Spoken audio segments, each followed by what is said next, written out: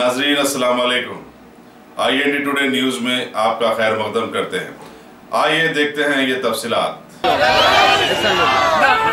भारत माता की, भारत माता की जय श्री राम, जय श्री राम।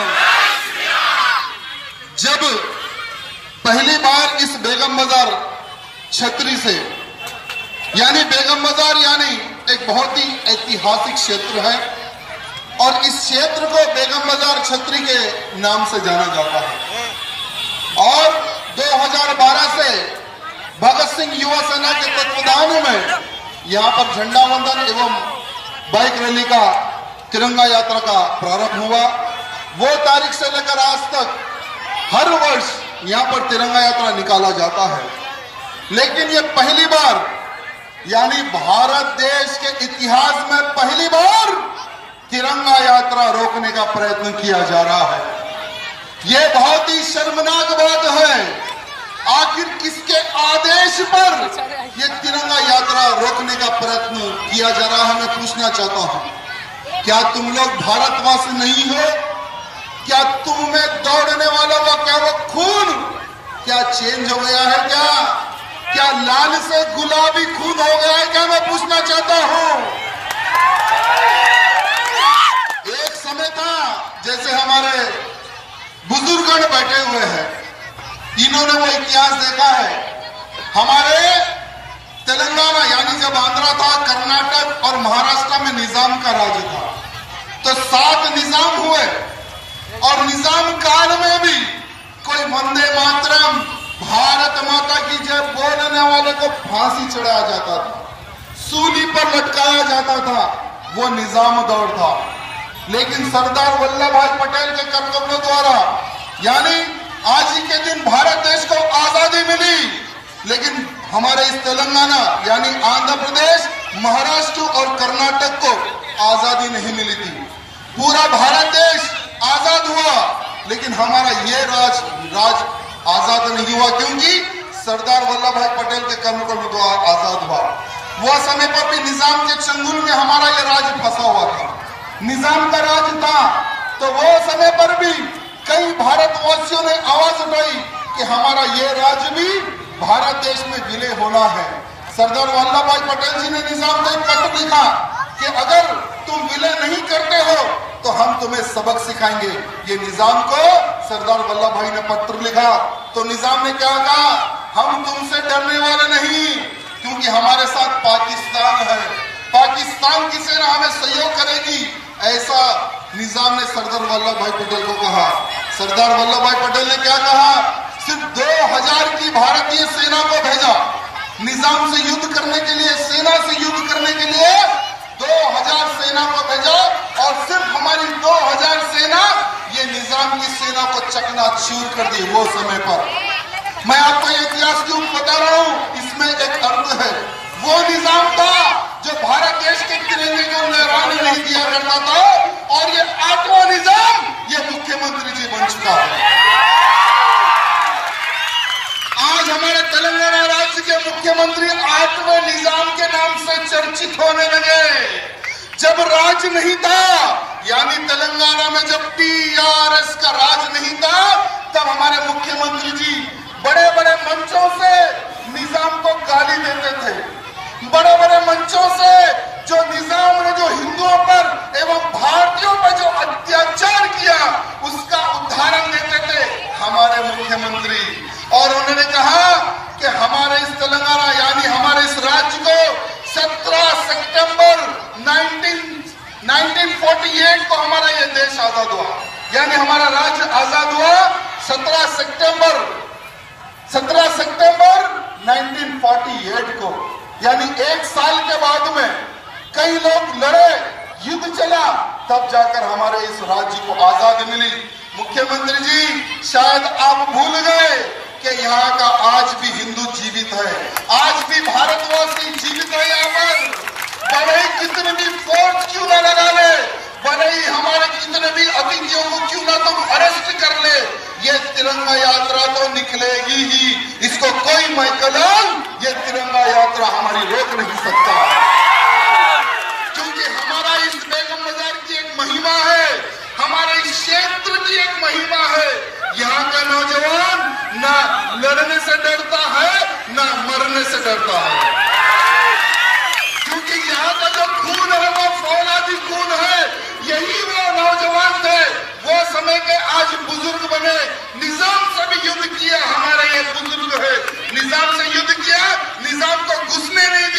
यही वो क्षेत्र है मेरे भाइयों।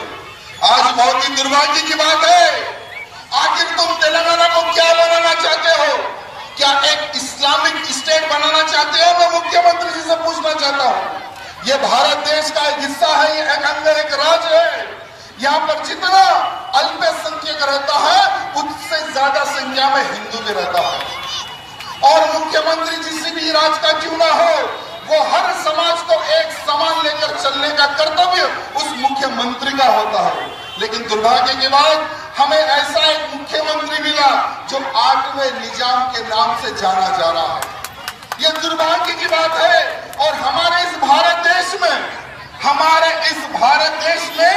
तिरंगा यात्रा को रोकने का प्रयत्न किया जा रहा है। मैं आपको बताना चाहूंगा कि प्रधानमंत्री मोदी जी ने एक नारा दिया कि भारत देश का हर वो नौजवान तिरंगा यात्रा निकालना है, और जो हमारे भारत देश को जब आजादी मिली उस आजादी के जश्न को धूमधाम से मनाना है। ये नारा हमारे प्रधानमंत्री जी ने दिया, और तब से लेकर अब तक तिरंगा यात्रा प्रारंभ हो रही है। मोदी जी ने बात नहीं कहा, लेकिन ये लड्डू यादव जी ने कई वर्षों से पहले से तिरंगा यात्रा इन्होंने प्रारंभ किया। ये बहुत अच्छी बात है, लेकिन दुर्भाग्य हमारे नौजवानों की जब हम सोच सुनते हैं, उनको देखते हैं तो शर्म आती है।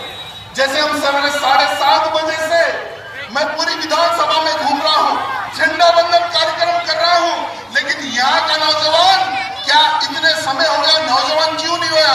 तो वो लोग कहने लगे कि अभी नौजवानों की गुड मॉर्निंग नहीं हुई, अभी हमारे नौजवान सो रहे हैं, 10 बजे के बाद उठते हैं तब झंडा चढ़ाया जाता है। सोचिए नौजवानों की सोच कहां पर जा रही है, और हमारे दुश्मनों की सोच कहां पर जा रही है। अगर आज हमारे भारत देश का नौजवान अगर सोता रहा तो जब जागेगा तब बहुत देर हो जाएगी। आज हर भारतवासी यानी हर नौजवान, हमारा भारत देश को आजादी मिली सो दिन है, और बहुत ही धूमधाम यानी जश्न का दिन है आज। अगर हम पाकिस्तान में देखेंगे, कल ऑलरेडी एक जश्न हुआ पाकिस्तान में। हम यूट्यूब पर सर्च करते हैं कि पाकिस्तान में क्या हो रहा है, कौन हमारे देश के खिलाफ क्या बोल रहा है, ये मैं पूरा वॉच करता हूँ। क्योंकि ये जो गाना आज रिलीज हुआ आपके सामने, वही गाना पाकिस्तान में भी एक बना हुआ है गाना। गाने में बोल क्या है कि अगर उंगली उठाया भारत देश तो उंगली काट देंगे, भारत देश को धरती में गाड़ देंगे। इस तरह के शब्द है उस गाने में। तो उसको पलटा के हमने मारा है कि साले अगर तू उंगली उठाएगा हम तुझे गाड़ेंगे। हम भारत वीर है, और भारत की सेना से अगर जो भी टकराएगा उसको हम मिट्टी में मिला देंगे। उसको रिटर्न में हमने गाना बनवाया है। मेरे भाइयों, हम सबका प्रयत्न है, मेरा बस एक ही एक उद्देश्य है कि मेरा भारत देश का जो नौजवान है वो देश के हित में कार्य करे, वो जागरूक रहे, आज हमारे हिंदू समाज की रक्षा के लिए कार्य करे। अभी बकरी ईद है 22 तारीख को। इस बकरी ईद के अवसर पर मैं किसी मुसलमान भाई को यह नहीं कहूंगा, मैं तो उस भाई को यह प्रार्थना करूंगा कि भाई अगर बकरी ईद है तो तुम्हारे पूर्वज जिसको काटते थे, अगर तुम भी उसको काटोगे तो हमें कोई दिक्कत नहीं है। लेकिन गौ यानी हमारी माँ है, गाय हमारी माँ है जिसका दूध हमने पिया, और हर हिंदू का कर्तव्य है जिसने गौ माँ का दूध पिया, हर हिंदू का कर्तव्य है अपनी गौ माँ की रक्षा के लिए कार्य करे, अपनी गौ माँ को बचाए। ये मेरा नहीं, तुम्हारा नहीं, इस संसार में जितने भी लोगों ने गौ माँ का दूध पिया उन सबका कर्तव्य बनता है कि गौ माँ के दूध का कर्ज चुकाए, एक गौ माँ के प्राण बचाए। मैं यहाँ पर जितने भी मेरे भाई बंधु खड़े हुए उनसे ये निवेदन करना चाहता हूँ कि जहाँ कहीं भी गाय और बछड़ा अगर कसाई काटने के लिए ले जाता है तो उसकी रक्षा करना हम सबका कर्तव्य बनता है। कल शाम में हमने 26 गायों को बचाया है। कल शाम में 2 बजे रात में 26 गायों को हमने बचाया है, और गौशाला में छोड़कर सवेरे 4 बजे हम लोग यहाँ पर सीटी आए। यानी हमारा जीवन तो गौ माँ के प्रति समर्पित है, हमारा जीवन तो देश के प्रति समर्पित है, हमारा जीवन तो हिंदू समाज के प्रति समर्पित है। लेकिन दुर्भाग्य की बात, हम कितने ही दिनों से प्रचार कर रहे कि तिरंगा यात्रा निकलेगी, तिरंगा यात्रा निकलेगी, लेकिन इतनी कम संख्या में लोग आते हैं, ये देखकर मुझे अफसोस होता है। मेरी विधानसभा में 2 लाख हिंदू हैं, अगर 2 लाख में से 50,000 भी अगर देशभक्त अगर खड़े हो जाते तो मुझे गर्व होता, लेकिन 6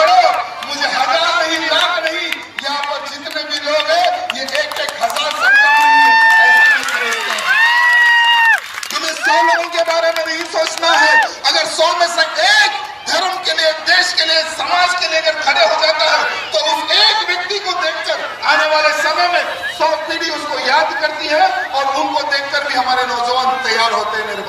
मेरे भाइयों, जीवन में सबको मरना है, सबको। यहाँ पर कोई जीवित नहीं रहेगा। कोई 70 साल जिएगा तो कोई 80 साल जिएगा तो कोई 90 साल जिएगा। मैं समझता हूँ आज का जो फूड है वो फूड खाने पर 70 साल लास्ट है, लेकिन मैं आपको यह कहना चाहूंगा कि जब तक जियो सर उठाकर जियो, जब तक जियो देश का झंडा उठाकर जियो, जब तक जियो गौ मां की रक्षा के लिए जियो, जब तक जियो समाज सेवा के लिए जियो। ये मेरे नौजवानों को मैं कहना चाहूंगा, क्योंकि मेरे भाइयों, हमारे जैसे लोग बहुत कम लोग होते हैं। हमने घर द्वार भी छोड़ दिया है, आज इतने रिक्स लेकर हम धर्म प्रचार कर रहे हैं। अभी देखिए, गौ रक्षा के लिए मेरी पार्टी बदनाम ना हो, मेरी भारतीय जनता पार्टी बदनाम ना हो, मोदी जी बदनाम ना हो, क्योंकि हम अगर छोटी भी बात कहते हैं तो ये देखिए आपका विधायक, ये देखिए बीजेपी विधायक पूरे नेशनल मीडिया में एक इशू बनाया जा रहा है। तो मैंने कहा, हमारे मोदी जी को पत्र लिखा, हमारे स्टेट प्रेसिडेंट जी को पत्र लिखा कि भैया बचपन से मैं एक गौ सेवक हूँ और जब से मैंने होश संभाला तब से मैं गौ रक्षा के अभियान में जुड़ा हुआ हूँ। आज तेलंगाना में एक भी गाय काटने के लिए कसाई डरता है तो ये गौ रक्षकों की संगठन में ये रिजल्ट आया है। आज तुम तेलंगाना में एक गाय नहीं दिखेगी, लेकिन इस बार बकरी ईद में हम माँ को तो बचा रहे हैं और हम बाप को भी बचाएंगे, हम बैल को भी कटने नहीं देंगे। ये हमने संकल्प लिया। लेकिन मेरे इस अभियान में कोई बीजेपी पार्टी बदनाम ना हो, इसलिए हमने रिजाइन दिया। क्यों? क्योंकि हम कॉम्प्रोमाइज नहीं करते। अगर भगवान ना चाहे हमारे हाथों कुछ हो गया तो कोई ये नहीं कहेगा मीडिया वाला, कोई ये नहीं कहेगा कांग्रेस वाला, कोई ये नहीं कहेगा दूसरे पार्टी वाला कि देखिए तुम्हारे बीजेपी के विधायक ने इतना बड़ा कांड कर दिया, कोई ये आरोप ना लगाए, इसलिए हमने पार्टी को रिजाइन दिया।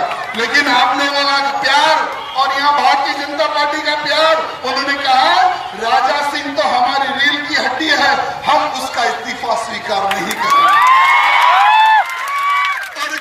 तो हमारी भारतीय जनता पार्टी का संविधान है, हमारे बायलास में है गौ रक्षा और अयोध्या में भव्य राम मंदिर बनाना तो हमारे भारतीय जनता पार्टी का लक्ष्य है और ये लक्ष्य में आप आगे बढ़ो, हम तुम्हारे साथ हैं, ऐसा हमारे अधिकारियों द्वारा कहा गया। मेरे भाइयों, मैं आप सबसे ये निवेदन करना चाहता हूं कि एक एक नौजवान हिंदू भाइयों को अगर तैयार करने में अगर कार्य करे, एक नौजवान अगर 100 नौजवानों को तैयार करता है देश की रक्षा के लिए, समाज की रक्षा के लिए, हिंदू समाज की रक्षा के लिए, अगर एक नौजवान अगर 100 को तैयार करता है तो आने वाले समय में आज जो हमें दिक्कतों का सामना करना पड़ रहा है, आने वाले समय में ये दिक्कतों का सामना करना नहीं पड़ेगा। क्योंकि आज का जो हमारे राज्य का जो मुख्यमंत्री है वो किसका मुख्यमंत्री है? क्या हिंदुओं का मुख्यमंत्री है? अरे वो तो एमआईएम पार्टी का मुख्यमंत्री होगा। अरे इनकी कार एक सिंबल है, लेकिन मुख्यमंत्री जी कार में बैठते हैं, लेकिन उसकी स्टीयरिंग एमआईएम के हाथ में रहती है। ये मैं नहीं कह रहा, विधानसभा में यही एमआईएम वाले बोले, सब बात मैं कह रहा हूँ कि भले ही तुम्हारे पास कार होंगी लेकिन उसकी स्टीयरिंग हमारे हाथ में है, बोल के ऐसा एमआईएम का एक एमएलए विधानसभा में कहा, उन्हीं के शब्द में बता रहा हूँ। तो सोचिए, जब तेलंगाना के मुख्यमंत्री की स्टीयरिंग किसी के हाथ में होगी तो क्या यहाँ पर हिंदू सुरक्षित रहेगा? क्या कोई भारतवासी सुरक्षित रहेगा? अरे अपने आप को सेक्युलर बोलने वाले हमारे मुख्यमंत्री जी, आपको तेलंगाना के हिंदू, मुस्लिम, सिख, ईसाई सबने आपको वोट डालकर उस कुर्सी में बिठाया है। हम नहीं चाहेंगे कि आप एक समाज को सहयोग करें, हम तो चाहेंगे आप सर्व समाज को, सर्व धर्म को आप सहयोग करें। लेकिन हमारे इस तिरंगा यात्रा को अगर आप रोकने का प्रयत्न करोगे, हमारे सूरज चौहान जी को आप एयरपोर्ट पे अरेस्ट करोगे, तो आप देश को क्या संदेश देना चाहोगे? सुदर्शन चैनल के डायरेक्टर है सूरज चौहान जी, आज उनकी न्यूज में क्या चल रहा है कि हैदराबाद में चेयरमैन जी को अरेस्ट किया गया। क्यों? क्योंकि वो तिरंगा यात्रा में भाग लेने जा रहे थे। आप देश को क्या संदेश देना चाहोगे? मैं पूछना चाहूंगा, क्या तिरंगा यात्रा निकालना गुनाह है क्या? तिरंगा यात्रा निकालना गुनाह है क्या? यहाँ से तो हम सीधा सीधा मासम टैंक जा रहे थे, सरदार वल्लभ भाई पटेल जी को प्रणाम करके वहां से हमारा कार्यक्रम समाप्त था।